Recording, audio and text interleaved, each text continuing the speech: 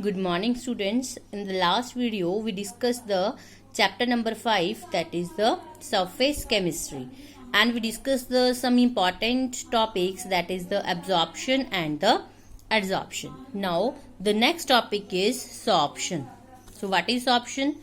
हमने absorption और adsorption में डिस्कस किया था कि हम जब adsorption करवा रहे हैं तो जब कंसंट्रेशन जो है वो मॉलिक्यूल्स की वो सरफेस पे ज़्यादा है या फिर वो बल्क में ज़्यादा है. अगर वो सरफेस पे ज़्यादा है तब एब्जॉर्प्शन का फिनोमिना होता है, अगर वो बल्क में ज़्यादा है देन एब्जॉर्प्शन होता है. अब हमारे पास एक ऐसी टर्म है कि अगर आपके पास ये कोई सिस्टम है तो ये उसका सरफेस है और ये उसका हमारे पास क्या है, बल्क है. तो अगर जो कंसंट्रेशन है वो बल्क में और सरफेस में सेम हो then that time that phenomena is known as the sorption. Clear? So sorption क्या है? Some cases are known in which both adsorption and absorption occur together. Means हमारे पास ऐसे बहुत से केसेस है जिसमें दोनों ही फिनोमिना जो हैं वो सेम अकर होते हैं.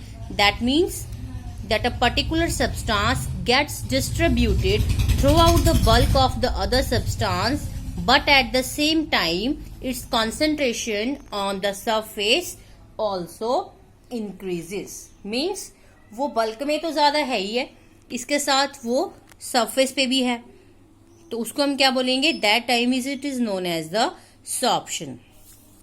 Now however it is very difficult to make a clear distinction between these two. Means surface और बल्क को फिर डिफ्रेंशिएट करना डिफिकल्ट हो जाता है कि बल्क कौन सा है और सरफेस कौन सा है. क्योंकि उसकी कंसंट्रेशन ही बहुत ज्यादा इंक्रीज होती है. कहाँ पर? उसकी कंसंट्रेशन सरफेस पे भी और बल्क दोनों में ही उसकी कंसंट्रेशन ज्यादा होती है. तो that time it's very difficult to distinguish between these two terms. So this is known as the sorption. For example, there are certain dyes which get adsorbed as well as absorbed on the fibers, resulting in sorption. हमारे पास इसकी example है कि हमारे पास काफी सारी जो dies होती हैं वो फाइबर के ऊपर एब्जॉर्ब भी होती हैं और एब्जॉर्ब भी होती हैं. So that phenomena is known as the sorption. Now next topic is the types of the absorption. Last video में हमने डिस्कस किया था एब्जॉर्प्शन क्या है. इस वीडियो में हम डिस्कस करेंगे नेक्स्ट उसकी टाइप्स. मींस हमारे पास दो टर्म्स हमने पढ़ी थी. एक हमने पढ़ा था एडजॉर्बेट और एक हमने पढ़ा था एडजॉर्बेंट. ये दो टर्म्स हमने डिस्कस की थी वहां पे. तो अब जब इसकी हम टाइप्स डिस्कस करेंगे तो टाइप्स से हम डिस्कस करेंगे इन दोनों के बीच में फोर्स ऑफ इंट्रैक्शन. मींस आपके पास एक सरफेस है, क्लियर, एक आपके पास चीज इसके ऊपर जो है वो स्प्रेड आउट हो रही है, तो इन दोनों में कुछ ना कुछ फोर्स ऑफ इंट्रैक्शन होएगी जिसके साथ वो वाइंड अप होंगे. तो वो फोर्सेस ऑफ इंट्रैक्शन जो है वो हमारे पास है.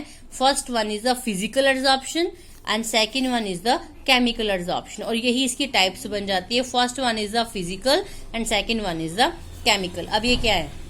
When the particles of the adsorbate are held together with the surface of the adsorbent by the physical forces. Means जब adsorbate और absorbent दोनों में आपस में जो force of interaction है वो physical है. That means van der Waals forces of interaction है अगर उनमें, that time it is known as the physical adsorption. And when the molecules of the adsorbate and adsorbent are held together by the strong forces similar to the chemical bonds, then it is known as the chemical adsorption. Clear? हमारे पास दो हैं, physical and chemical adsorption. अगर adsorbent और adsorbate दोनों के बीच में जो force of interaction है वो फिजिकल है तो उसको हम बोलेंगे that is the physical absorption. और अगर वो दोनों की दोनों आपस में स्ट्रॉन्ग फोर्सेस ऑफ इंट्रैक्शन के साथ बाइंड अप हो रही है then that time it is known as the chemical absorption. Now next is the difference between the physical and the chemical absorption. Now this is the physical absorption and this is the chemical absorption. Now first the point of difference is the nature of the force. उसका nature कैसा है? Physical में क्या है? Weak van der Waals forces are present and chemical में strong forces, strong chemical forces are present. The heat of adsorption in physical adsorption is low, and in case of chemical adsorption is high. Now, temperature. They occur usually at the low temperature, and the occurrence of the chemical forces should be in high temperature. Now, they are reversible and they are irreversible. Means reversible का mean क्या है? Reversible means कि वो मुड़ के अपनी same position पे आ जाता है. That means it is reversible and it is irreversible. Specificity. It is not specific in nature and it is highly specific. Specific का क्या मतलब होता है? मीन्स पर्टिकुलर थिंग के लिए कोई पर्टिकुलर एस्पेक्ट.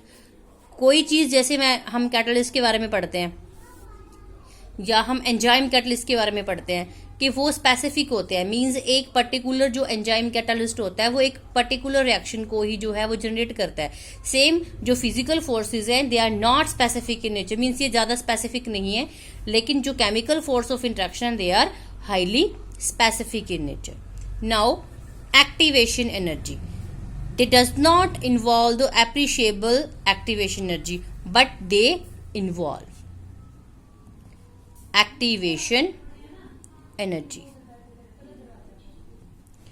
केमिकल एडजॉर्प्शन में एक्टिवेशन एनर्जी इन्वॉल्व होती है, मतलब उसकी में एक्टिवेशन एनर्जी चाहिए. But in case of physical there is no need for the activation energy. So these are the some points of differences which shows the difference in the physical and the chemical adsorption. In this video we discuss only two things, that is about the sorption and the types of the adsorption. Next we will start in the next video. Thank you.